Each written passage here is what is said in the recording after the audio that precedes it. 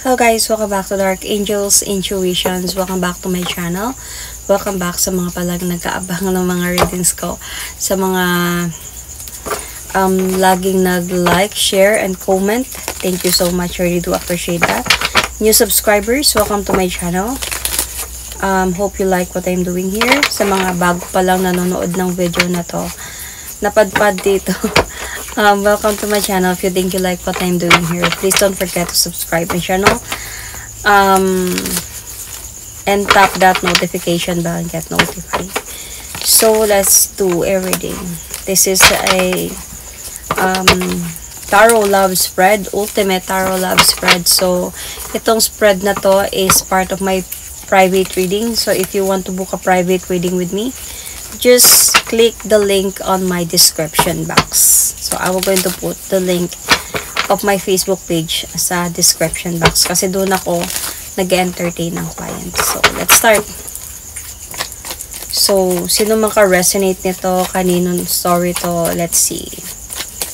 Just comment down below if naka-resonate kayo, but this is not for everyone, okay? Takes what resonates and leave the rest.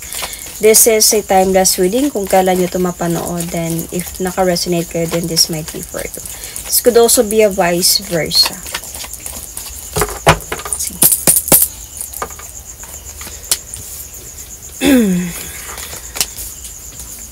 Okay.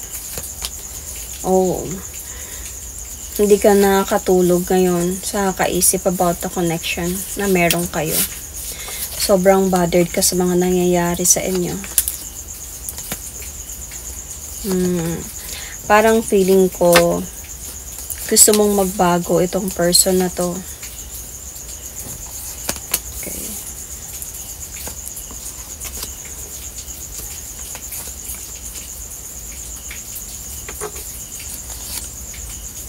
Oh. Yung ending is not good. So in the past or recent past, meron ako nakikita dito na parang like communication or may communication kayo ng person na to in the past, like nagpa-progress kumbaga yung communication ninyo or yung relationship ninyo. So let's clarify.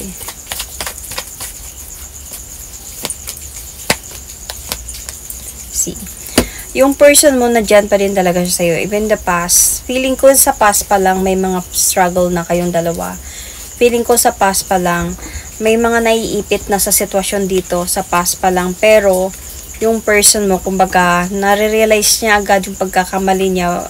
Bumabalik naman siya sa'yo. Kumbaga, inaayos niya din yung relationship ninyong dalawa. So, nagkakaroon pa rin kayo ng communication nito kahit nasa point na minsan naiipit na yung sa sitwasyon yung person mo or might be ikaw. Kasi parang feeling ko sa past pa lang meron na kayong on and off ng person na to. May mga pangako na din siya sa'yo. So, feeling ko may mga clarities na din dito sa past. So, pero yung communication nandyan pa din. Kumbaga sa relationship ninyo is pinapakita nyo pa din or pinapakita mo pa din na okay lang kami, together pa naman kami, wala naman nangyayari or okay lang, survival pa din yung relationship namin or pagsasama namin. Kumbaga, naglalakas loob pa din na aayusin or inaayos pa din kahit papano. Pero dito kasi sa present, medyo disappointed na ikaw sa mga hindi mo na na-appreciate talaga itong nangyayari. Parang hindi na to makakayanan ng lakas sa loob. Parang bad trip ka na dito. Nawawalan ka na din ng gana sa mga nangyayari ngayon. Madami ka nang nalalaman or nalalaman mo na. Kasi dito pa lang sa past may mga nalalaman ka na eh. Feeling ko this is about tukso. Your person might be cheater. And nalalaman mo to, nadidisappoint ka talaga at hindi mo na na-appreciate to. So I can see here that your person also like might be walk away calmly in the situation dahil sa nalalaman mo na yung katotohanan sa mga bagay na tinatago nyo, or sabihin na natin na could be third party or something else. You might be married and madami na kayong pinagdaanan ng person na to. So, this person, parang ganito. Umaalis siya, bumabalik siya. Parang ganun yung nangyayari dito eh. Kumbaga, nag-iwalay kayong dalawa, bumabalik siya sa'yo, inaayos nyo. Ganun, even before, yun pa din yung nakikita ko. Pero ngayon, parang hindi mo na na-appreciate to. Parang nawawalan ka na ng gana sa pagsasama niyo dahil sa ginagawa niya. Hindi ka na kasi inosente eh. Parang alam mo na ginagago lang talaga ako ng taong ito. And clear na to sa'yo, you know. So, this is either, okay? This is either na nagkaroon na talaga sa'yo ng clarity ngayon. Either may iba siya, okay? May third party siya, or either married siya. So, kung saan kayo naka-resonate, doon kayo. Kasi naiipit talaga siya sitwasyon. May family talaga involved dito. Either kayo yung may family or sila. Okay, so ganun lang yun. And parang, ito nga yung feeling mo ngayon na hindi ka nga nakatulog sa gabi. Thinking about yung situation ninyong dalawa. So, pero hindi mo to pinapakita sa kanya. Kumbaga, sa dami ng pinagdaanan ninyo, parang hindi mo pinapakita sa kanya na apektado ka ng sobra, same as before. Kasi parang sa'yo, nasasanay ka na parang nawawalan na ako ng gana. Kaya nga nararamdaman niya sa'yo na parang dahan-dahan ka ng lumalabas sa sitwasyon ninyo, sa relationship ninyo, na parang dahan-dahan ka ng sinasana yung sarili mo na magkaroon ng freedom, nung kumbaga hindi ka na sobrang affected. Parang nararamdaman niya sa'yo na parang you wanted to have your freedom now. You wanted to move on from this na. Kasi before, sobrang apektado ka talaga. Pero sa totoo lang, apektado ka pa rin talaga. Minsan hindi ka nakatulog sa gabi thinking about this. Kaya lang, hindi mo na to pinapakita sa kanya. Kasi parang napapagod ka na, nawawalan ka na ng gana dito eh. So, ano yung positive sa connection na to? Let's see about this. Feeling ko, ang positive nito, bigyan mo siya ng lessons to learn. Kasi since sa 9 of Wands, so, parang pahintayin mo siya. Kumbaga, bigyan mo siya ng lessons to learn na hindi ako laging nandito para sa'yo. Kumbaga, hindi ako laging nagpapatawad. May limitation din ako. And parang bigyan mo siya ng time na to have your space talaga. Like, hindi yung konting space lang. Like, pahintayin mo din siya sa mga decision mo. Like, bigyan mo siya ng kumbaga, silent treatment. And if ever na mag-approach siya sa'yo, what happened, bakit ganyan, bakit ganito, pahintayin mo siya sa mga bagay na kumbaga, para makita mo yung effort niya kung totoong mahal ka pa rin ba talaga niya o hindi na. I think this is the positive way na pwede mong gawin para sa relationship na to, or situation na to, or commitment na to, or marriage na to. Let's see. See, kailangan mong umalis talaga dito. This is the way na para mamiss ka niya, para hanapin ka niya. Kailangan nyo magkaroon ng space na hindi mag-uusap talaga. Para at least gagawa siya ng way, you know. Gagawa siya ng way to move forward towards with you. Bibigyan mo siya ng ultimatum. Sa marriage ninyo, dahil siguro madami na kayong pinagdaanan, lagi kang nandyan para sa kanya, bumabalik siya, umaalis, bumabalik, umaalis. So this time, kailangan na talaga na pag napunta kayo sa point ng separation, well, pahintayin mo siya, like long term na separation. Kumbaga, titignan mo yung effort niya. Kung mag-e-effort ba talaga siya na hintayin ka at it proves sa'yo na kaya niyang tuparin yung mga pangako niya sa'yo, or hindi. So, that is the best way, or the positive way na pwede mong gawin sa relationship ninyo is to walk away, to have some separation talaga. Kasi feeling ko may cheating talaga na nai-involve dito sa inyo, and parang dahil nga before pa nangyayari to, parang nasasanay siya sa'yo na pinapatawad mo lang siya, tapos ginagawa niya na naman ulit. So, yung negative dito sa connection na to is this person being so wise. Sabihin na natin, mahal ka naman niya.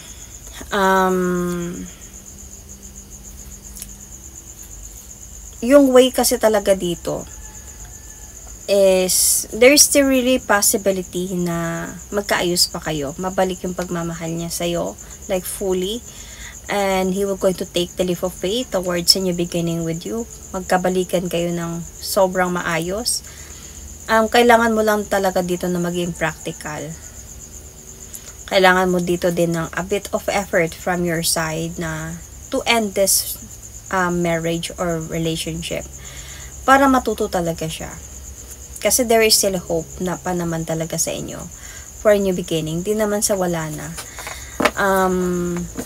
Meron pang hope. Kaya lang, if hindi niya kayang gawin yon or hindi mo din siya kayang iwan, or hindi mo kaya na kahit isang minuto na hindi mo siya kausap, or hindi niya kayang, kumbaga, hindi mo siya kayang matiis every time na gumagawa siya ng kasalanan at humingi siya ng tawad agad, pinapatawad mo siya, then parang wala din ako nakikitang improvement sa relationship ninyo. Because yung other people dito, may mga hindi ka pa nalalaman about your person sa mga ginagawa niya.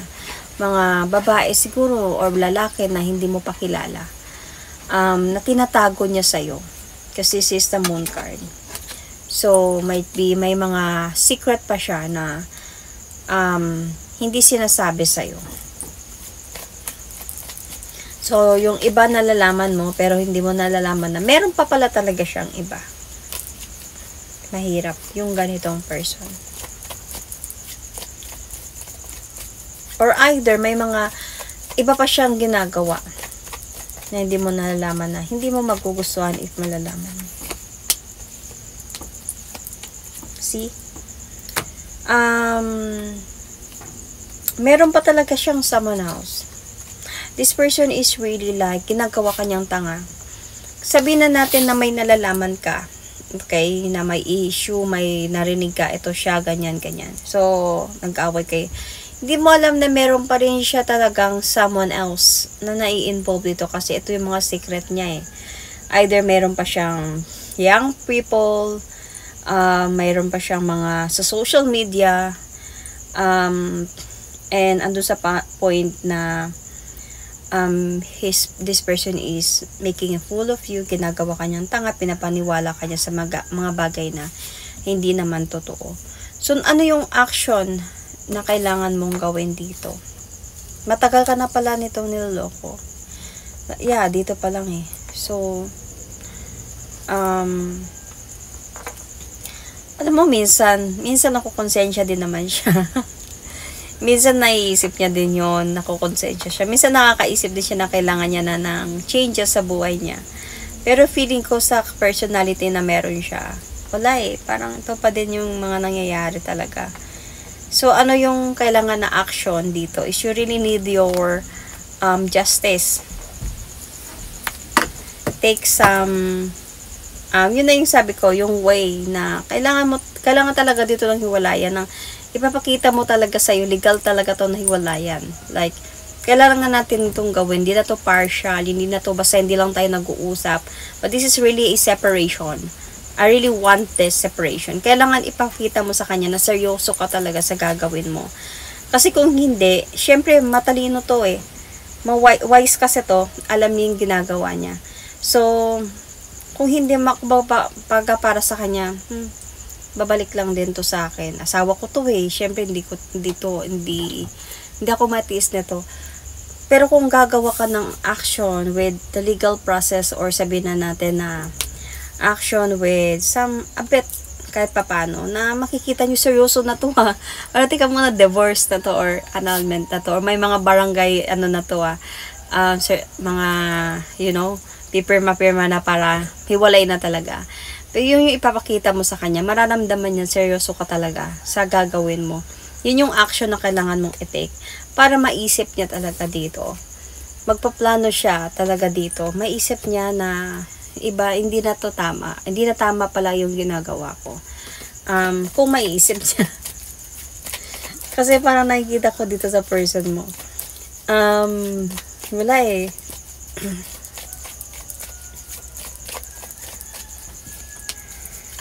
So, makaisip talaga siya dito na ayusin ko na yung family ko. Ayusin ko na to.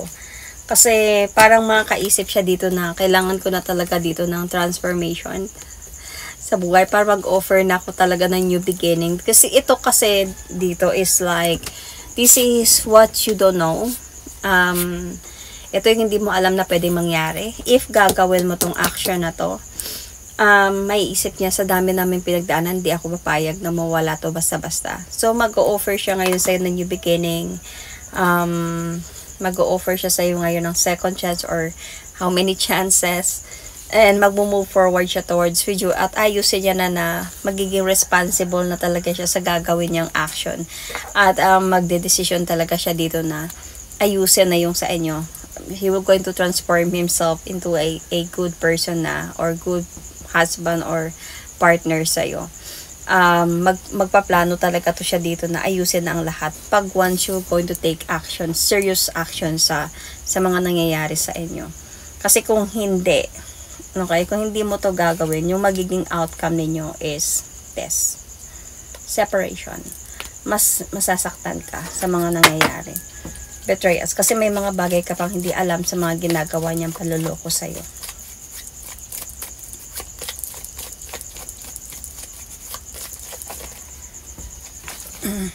Sorry. Mahulog. Let's see. Let's clarify this outcome of your relationship or outcome of your marriage.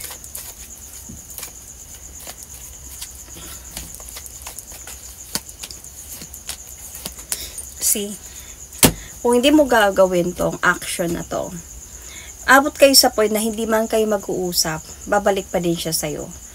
So, parang walang mangyayari. Yung cycle hindi ma-end. Masasaktan at masasaktan ka lang. Dalawa ka lang sa sitwasyon. Tapos, kailangan mo na talaga tong tuldukan. Put some judgment na dito. Para ma-realize niya yung pagkakamali niya talaga sa'yo. Mabibigyan mo din siya ng matinding problem. Hindi lang ikaw yung binibigyan niya. So, anyway, I can see signs Virgo. I can see also Taurus sign. Might be your person, okay? So, Libra, Taurus. I can see Capricorn. Scorpio is also here. Gemini. Yes, I said Capricorn. Sun, Moon, Rising, Venus. Anyway, ito na din yung better way na gagawin mo para matuto din siya sa lesson niya. Well, siguro some of you likes na sabi na iwalay na lang, ayoko na, pagod na ako sa mga ganong mga ano. Depende din naman kasi yun sa inyo eh. Kasi ito din kasi yung way na mas bibigyan mo ng attention yung sarili mo. Pag gagawa ka ng action na ibigyan mo ng space yung pagsasama ninyo, syempre mabibigyan mo na ng time yung sarili mo. So mabibigyan mo na ng time na ayusin, pagandahin, ano man yung pwede mong gawin na maganda sa sarili mo. Yung love, maibibigay mo na sa sarili mo na nung time na nandito ka sa kanya, sobrang parang haggard ka, problemado ka na, halos di ka nakakatulog sa gabi thinking about the problem na meron ka sa kanya. Syempre magbabago talaga yung outer natin, 'di ba? So pag bigyan mo siya ng matagal na space and you're going to do the action talaga dito na maghiwalay kayo, okay? It's better this way. Hanggang sa hindi ka magbabago, hindi tayo magbabalikan. Then, mabibigyan mo na ng time yung sarili mo. Mabibigyan mo na ng time yung sarili mo na to improve yourself, your outer self mo. Yung, mag-glow up ka na, mabibigyan mo na ng time yung baka you never know na baka through this, dito mo mahanap yung true happiness. Dito mo mahanap yung true freedom. Na akala mo, mahanap mo yun sa pagbabago ng person mo. Akala mo, mahanap mo yun pag papatawarin yung person mo is magbabago siya. Sa mga sinasabi mo sa kanya, sa mga advice mo sa kanya, sa mga motivation mo sa kanya, is magbabago siya. At ito yung freedom mo, 'di ba? Kung magbabago na siya, magiging maayos na kami, magiging masaya na kaming dalawa. Pero you never know, malay mo, through this process na bibigyan mo siya ng space, bigyan nyo ng space yung pagsasama ninyo, maghiwalay kayo. Hanggang sa hindi siya magbabago, wag mo siyang balikan. Dito mo na siguro mabibigyan ng, baka dito mo mahanap yung totoong happiness mo sa sarili mo. Kasi our true happiness nasa sa atin naman yan eh. Sa sobrang focus mo doon, nakakalimutan mo na meron ka din palang sarili na kailangan mong atupagin, na kailangan mong ayusin, mahalin, to take care of, and may other happiness ka pa pala na pwedeng ma-encounter during the process ng pag-move on mo. Kasi mag-move on ka dito eh.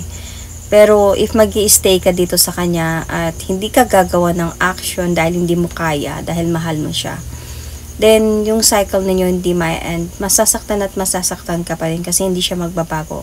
Masasanay at masasanay siya sa mga pagpapatawad mo, sa pagmamahal mo, na akala mo sa pamagitan ng pagmamahal mo is magbabago siya. Sometimes kasi akala nila na okay lang sa'yo, kaya ginagawa pa rin nila, lalo na hindi pa nila sinasabi sa'yo. Syempre hindi yan magsasabi kasi syempre masasaktan ka, 'di ba? Another problem na naman, another away na naman. So hindi niya nang sinasabi sa'yo, pero sinasanay mo na yung sarili mo sa ganon, tapos hindi na nagiging healthy para sa sarili mo yun. Na akala mo okay lang, akala mo okay pa, sabihin na natin may ginagawa siya mga kalokohan, tapos uwi siya ng bahay, making you like controlling you, or sabihin natin na nagbibigay siya sa'yo ng time pagdating sa bahay, tapos may ginagawa pala siyang sikreto na iba para lang mapaniwala ka, para lang mag-stay ka, minamanipulate ka niya sa mga ano man yung mga papaniwala niya sa'yo. Then on your part, maniniwala ka naman kasi mahal mo siya. So, parang nakakalimutan mo na yung sarili mo dito. Dahil nagpo-focus ka na sa kanya. Sa asawa mo ba to? Okay, so, kailangan mo talaga gumawa ka ng action about if naka-resonate ka sa reading na to. Pero, nakadepende pa din sa choice mo. Kasi, somehow, sometimes kasi din yung pagod, minsan dumadating na lang yan sa right time, could be, pero much better na at least guided kayo sa mga pwedeng mangyari, at least prepared kayo kung naka-resonate kayo dito, na hindi na kailangan mag-antay pa ng ilang taon bago nyo ma-realize na pagod na pala talaga kayo, 'di ba? At least ngayon dahan-dahanin nyo na, may guidance na kayo, na dahan-dahanin nyo na hindi na pala healthy tong ganito, parang ganun. So, at least hindi na masasayang yung mga taon ninyo or taon pa na dadaan sa pagpo-focus sa pagbabago ng person na to. So, at least alam nyo na kung ano yung pwedeng mangyari, ano yung pwedeng gawin dito. So, yun. That is my reading for you. Thank you and God bless.